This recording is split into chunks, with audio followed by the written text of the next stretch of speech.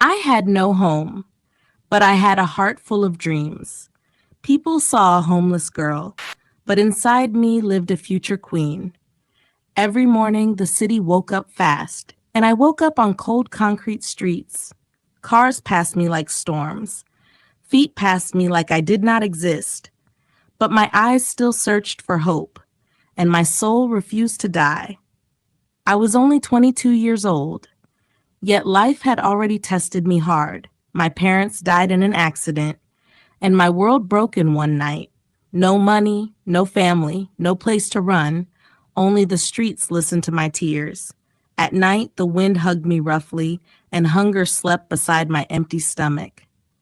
Still, I whispered to myself, tomorrow will be better. Every day, I cleaned car windows and sold small flowers near traffic lights. Some people smiled, some people ignored me, some people looked away in shame. But I never looked down at myself, because even a broken girl can shine again. One rainy evening changed my life forever.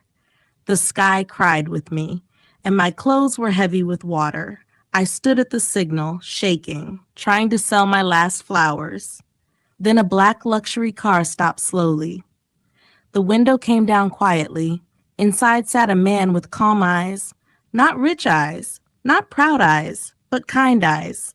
He looked at me and asked softly, "Why are you standing in the rain?" No one had asked me that before. My voice trembled as I said, "Because hunger is louder than fear." He paused, then opened the door. "Get inside," he said gently. Fear and hope fought inside me, but my heart chose hope. Inside the car was warm, and safety wrapped around me. He gave me a towel and a cup of hot coffee.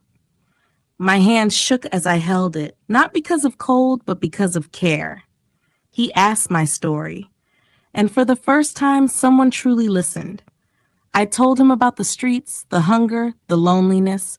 My tears spoke louder than words. He said, "You are not homeless, you are just misplaced." That sentence changed everything. His name was Daniel, a businessman, a quiet millionaire, but more than rich, he was human. He took me to a shelter that night, not as charity, but as respect.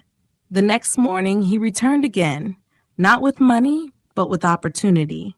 He offered me a small job, cleaning his office. I accepted with shaking joy.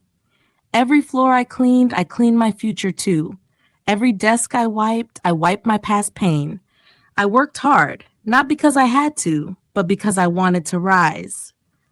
Daniel noticed everything, my honesty, my silence, my strength. One day he said, "You are not made for floors, you are made for growth."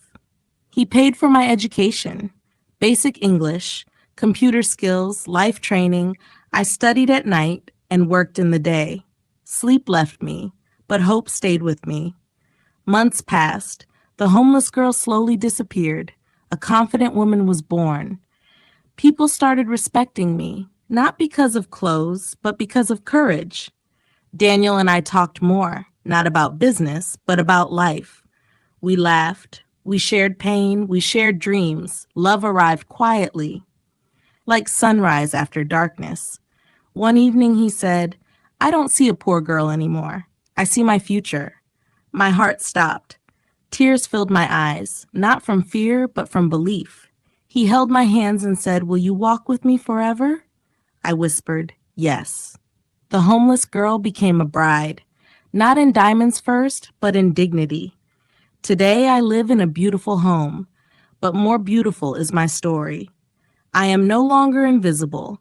I am valuable. I am strong. I am loved.